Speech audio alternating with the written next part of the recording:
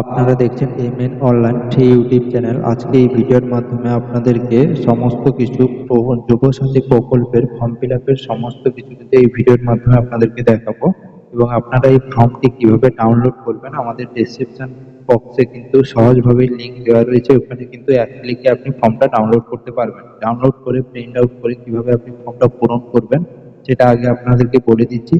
তারপর কিভাবে আপনারা জমা করবেন সেটাও সম্পূর্ণ কিন্তু আমরা বলে দিচ্ছি। নিজেরাই জমা করে কি কি লাগবে ডকুমেন্টস নিয়ে কিন্তু নিজেই জমা করে চলে আসতে পারবেন। কিভাবে জমা করবেন সেটাও বলে দিচ্ছি। আপনাদের যেমন বাড়ির কাছাকাছি যেমন দুয়ারে সরকার ক্যাম্পগুলো হয়ে থাকে, সেইভাবেই কিন্তু আপনারা 15 তারিখ থেকে, সামনের 15 তারিখ থেকে কিন্তু আপনার 26 তারিখ পর্যন্ত যে কোনো সময় একটা ডেট কিন্তু আপনার ওখানে ক্যাম্প হবে। ওই ক্যাম্পে গিয়ে আপনি কিন্তু জমা করতে পারবেন। কি কি ডকুমেন্টস নিয়ে জমা করবেন এবং কিভাবে ফর্ম ফিল আপ করবেন তো সম্পূর্ণ আমি এই ভিডিওতে আপনাকে দেখিয়ে দিচ্ছি। দেখুন, আপনারা এই ডেসক্রিপশন বক্সে গিয়ে লিঙ্কটা ডাউনলোড করার পর দেখুন এইভাবে কিন্তু আপনাকে একটি ফর্ম আপনার কাছে পাবেন। এই ফর্মটা আপনি কিভাবে ফিল আপ করবেন বলে দিচ্ছি। দেখুন, এখানে গভর্নমেন্ট অফ ওয়েস্ট বেঙ্গল রয়েছে। এখানে কিন্তু বাংলা যুবসাথী প্রকল্প অ্যাপ্লিকেশন ফর্ম এটা। এটা আপনি রাইট সাইডে দেখুন, এখানে কিন্তু কালার পাসপোর্ট ফটো একটা আপনি দেবেন। যিনি আবেদন করবেন ওনার কিন্তু বয়স হতে হবে আপনাকে 21। আপনার সবকিছু কিন্তু এই ফর্ম ফিল আপের মাধ্যমে আপনাকে আমি বলে দিচ্ছি। 21 বছর থেকে আপনারা কিন্তু আবেদন করতে পারবেন। তো এখানে আপনি প্রথমে কি করবেন, দেখুন দুয়ারে সরকার যে রেজিস্টার নম্বর থাকে ওটা ওখান থেকে আপনারা কিন্তু দিয়ে দেবেন, বা আপনি না পূরণ করলেও ওরা কিন্তু করে দেবে। তো সেখানে আপনি রেজিস্টার নাম্বারটা দেবেন। তারপরে আপনি এখানে দেখুন, কল ডাউন করে দেখবেন এখানে কিন্তু আধার কার্ড নম্বর রয়েছে। এখানে আধার কার্ড দেবেন, যিনি আবেদন করবেন ওনার আধার কার্ড। তারপর হচ্ছে বেনিফিশিয়ারি নাম, যিনি আবেদন করবে ওনার নাম দেবেন। এখানে কিন্তু স্পষ্ট করে আছে, আপনার ক্যাপিটালে অক্ষরে আপনি এখানে নামটা লিখে দিতে পারবেন। তারপরে এখানে দেখুন মোবাইল নাম্বার দিয়েছে, যেটা আপনার মোবাইল নাম্বার দেখুন। এখানে কিন্তু দেখুন মোবাইল বেনিফিশিয়ারি নামের পর এখানে মোবাইল নাম্বার দিয়েছে লিঙ্ক উইথ ব্যাংক। যে নাম্বারটা আপনার কিন্তু এখানে ব্যাংকের সঙ্গে লিঙ্ক রয়েছে সেই নাম্বারটি কিন্তু আপনাকে এখানে ওই মোবাইল নাম্বারটা এখানে আপনাকে লিখতে হবে। তারপর এখানে দেখুন, এখানে উল্লেখ রয়েছে যে ইমেল আইডি, যেটা আপনার রয়েছে ইমেল আইডি রয়েছে। এখানে ইমেল আইডি যদি থাকতে পারে আপনার দেবেন, না থাকলে না দিলেও কোনো অসুবিধা নেই। তারপরে এখানে আপনি জেন্ডার সিলেক্ট করবেন, ছেলে হলে ছেলে, মেয়ে হলে মেয়ে। এখানে মেল ফিমেল যে রয়েছে আদার্স রয়েছে, আপনি এখানে টিক চিহ্ন মারে দেবেন। যেটা আপনি মহিলা হলে মেলের পাশে টিক চিহ্ন মারবেন। তারপরে এখানে দেখুন আপনার ডেট অফ বার্থ রয়েছে, ডেট অফ বার্থটা এখানে বসিয়ে দেবেন। যেটা হচ্ছে আপনার 1/2026 বয়স হতে হবে আপনাকে 21 বছর। 1 বলতে এপ্রিল মাস যেটা সামনে রয়েছে, এই এপ্রিল মাসের মধ্যে আপনাকে বয়স হচ্ছে 21 বছর হতে হবে। তো 21 বছর হলেই কিন্তু আপনি এখানে আবেদন করতে পারবেন। তারপরে এখানে দেখুন ফাদার্স নেম রয়েছে, যিনি আবেদন করে ওনার ফাদার্স নেম লিখবেন। তারপরে এখানে মাদার্স নেম, মার নাম লিখবেন। তারপরে এখানে স্বামী বা স্ত্রী হাজবেন্ড থাকলে এখানে নাম উল্লেখ করবেন। তারপরে এখানে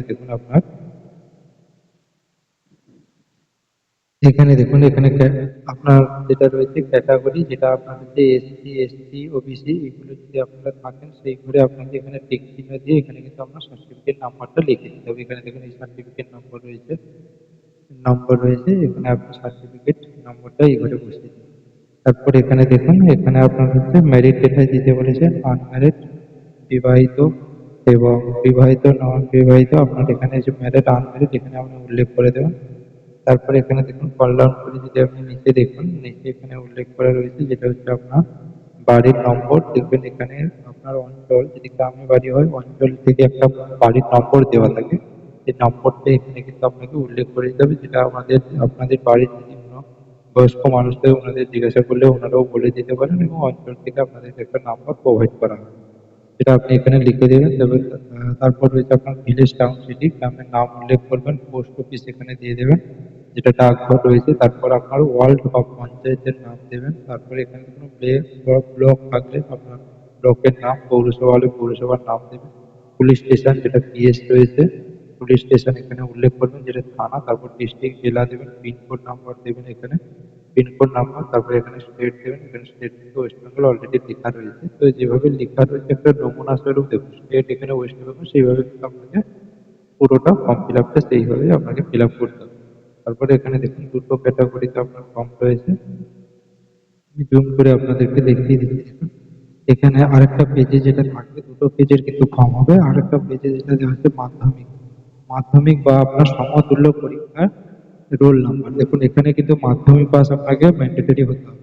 যেটা হচ্ছে মাধ্যমিক বা আপনার সমতুল্য সেই রেজাল্টের কোনো এক্সাম আপনাকে পাস করতে হবে। এখানে রোল এবং নম্বর দেখুন, আপনার মাধ্যমিক অ্যাডমিটে যে রোল নম্বরটা দেওয়া থাকে একসঙ্গে দেওয়া থাকে, এখানে কিন্তু আলাদা আলাদা আপনাকে উল্লেখ করতে হবে। দেখুন রোলের পরে এখানে কিন্তু রোল উল্লেখ করবেন, এখানে কিন্তু নাম্বার উল্লেখ করবেন, আর কত সালে পাস করেছেন সেটা কিন্তু এখানে ইয়ারটা দেবেন।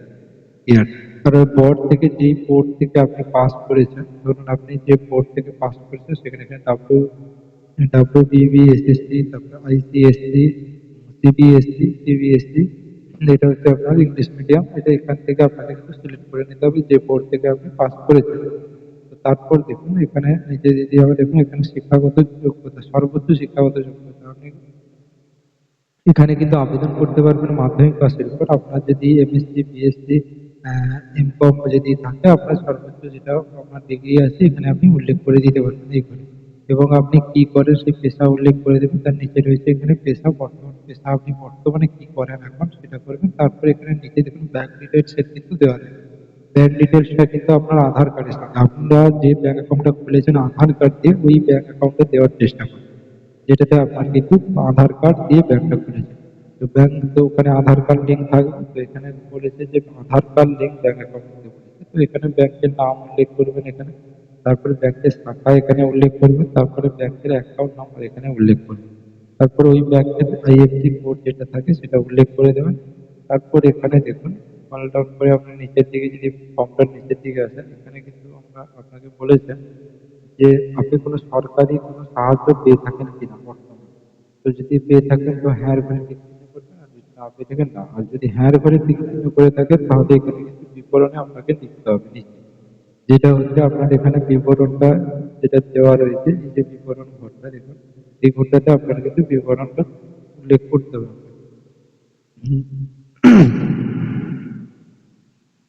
তারপর এখানে দেখুন নিচে এখানে উল্লেখ করে কি কি তথ্যগুলো নথিপত্রগুলো আমাদের আপনাদের লাগবে, সেই নথিপত্রগুলো কিন্তু নিচে উল্লেখ করা রয়েছে এবং যেগুলো আপনাকে অ্যাটাচ করবেন সেগুলো কিন্তু ওয়েবসাইটে টিক চিহ্ন করতে হবে। যেখানে দেখুন মাধ্যমিক অ্যাডমিট কার্ড কিন্তু আপনাকে এক কপি জেরক্স দিতে হবে, এখানে টিক চিহ্ন করবেন এবং পিছনে এই ফর্মের পিছনে কিন্তু অ্যাটাচ করবেন, এখানে টিক চিহ্ন মারবেন, ওখানে অ্যাটাচ করবেন। মাধ্যমিকের মার্কশিট আপনি যে মার্কশিটটা পেয়েছেন, কত নাম্বার পেয়েছেন, ওই মার্কশিটটা এখানে টিক চিহ্ন মারবেন, ওখানে একসঙ্গে অ্যাটাচ করবেন ফর্মের সাথে। তারপরে এখানে দেখুন একটা আধার কপি একটা জেরক্স করবে এর সঙ্গে অ্যাটাচ করবেন। তারপরে ভোটার কার্ড একটা জেরক্স করে এর সঙ্গে অ্যাটাচ করবেন। তারপর ব্যাংকের পাসবুক একটা অ্যাটাচ করবেন। ব্যাংকের পাসবুক বা চেক বই হলেও হবে, বাতিল চেক যেটা থাকে আপনার একটা চেক, ক্যান্সেল চেক একটা এখানে অ্যাড করে দিতে পারেন। এবং এখানে যে SC, ST, OBC caste certificate আছে সেই সার্টিফিকেটের একটা শংসাপত্র জেরক্স করবেন এবং এখানে অ্যাড করবেন।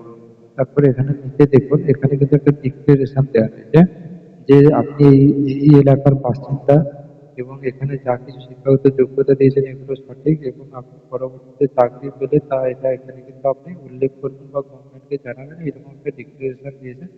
ডিক্লারেশনটা এখানে দেখে নেবেন, দেখে এখানে কিন্তু আপনাকে সাইন করতে হবে। এখানে সাইন করবেন, এখানে ডেট দেবেন, ডেট দেওয়ার পরে এখানে দেখুন একটা স্লিপ রয়েছে একনলেজমেন্ট স্লিপ। এই স্লিপটা থেকে আপনি কিন্তু আপনাকে এটা জমা করার পরে এই স্লিপটা আপনাকে কিন্তু কেটে দেবে, যেটা হচ্ছে দুয়ারে সরকার রেজিস্টার্ড নাম্বার থাকবে। আর এখানে কিন্তু আপনাকে আগে থেকে এটা আপনি দিয়ে দেবেন, আপনার মোবাইল নাম্বার দিয়ে দেবেন, আধার নম্বর দিয়ে দেবেন আপনার। এবং এখান থেকে কিন্তু এই যে রিসিভ অন ডেট যেটা আছে এখানে আপনার কিছু করার ক্ষেত্রে নেই, এখানে কিন্তু অফিসিয়াল একটা সিল মেরে সিগনেচার করে এই জিনিস এই অ্যাকনোলেজমেন্টটা কিন্তু কেটে আপনাকে দিয়ে দেবে। তো এটা আপনি কোথায় জমা করবেন, দেখুন আপনার এখানে 15 তারিখ থেকে 26 তারিখের মধ্যে এখন বর্তমান যে ডেটটা দেওয়া রয়েছে এই ডেটের মধ্যে আপনার কিন্তু এলাকায় যে কোনো জায়গায় যেখানে দুয়ারে সরকার প্রকল্পের যে ক্যাম্প হতো ওই রকম কিন্তু আপনার এলাকায় ক্যাম্প হবে। ওই ডেটটা জেনে আপনি কিন্তু আগে থেকে এই ফর্মটা ডাউনলোড করবেন, আমাদের ডেসক্রিপশন বক্সে লিঙ্ক দেওয়া আছে, সহজে ডাউনলোড করে ফিল আপ করে এইরকম ডকুমেন্টসগুলো দিয়ে অ্যাটাচ করে রেখে দিন। আপনার যখনই দুয়ারে সরকার ক্যাম্প হবে, যদি আপনার এখানে কিছু কিছু জিনিস আপনার না জানা থাকে, ধরুন এখানে যে দুয়ারে সরকার রেজিস্টার নাম্বার, আপনার বাড়ির নম্বর, যেটা এখানে আপনার বাড়ির নম্বর এখানে উল্লেখ ছিল, এই বাড়ির নম্বর ধরুন আপনার জানা নেই, এই দুটো ছেড়ে আপনি কিন্তু ফিল আপ করবেন, এগুলো ওখান থেকে আপনাদেরকে কিন্তু দিয়ে দেবে এবং স্ট্যাম্পগুলো দিয়ে স্ট্যাম্পে এগুলো অ্যাড করে ওখানে কিন্তু আপনার ফর্মটা কিন্তু সবার আগে আপনি জমা করে দিতে পারবেন, জমা করে কিন্তু চলে আসতে পারবেন। কোনো কিছু আগে থেকে রেডি করে এগুলো অ্যাটাচ করে আপনি রেখে দেবেন। আপনার ক্যাম্প যখনই ওখানে হবে আপনার এলাকায় ঘোষণা হবে আর ওইখানে ক্যাম্পে গিয়ে আপনি জমা করে চলে আসতে পারবেন। তো আজকের ভিডিওটি এই পর্যন্ত। সম্পূর্ণ তথ্য নিশ্চয়ই আপনাদের দিয়ে চেষ্টা করলাম। তো পরবর্তী এইরকম ইনফরমেশন ভিডিও এবং আপনাদের কোনো তথ্য অজানা থাকলে অবশ্যই আপনারা কমেন্ট করে জানাতে পারেন।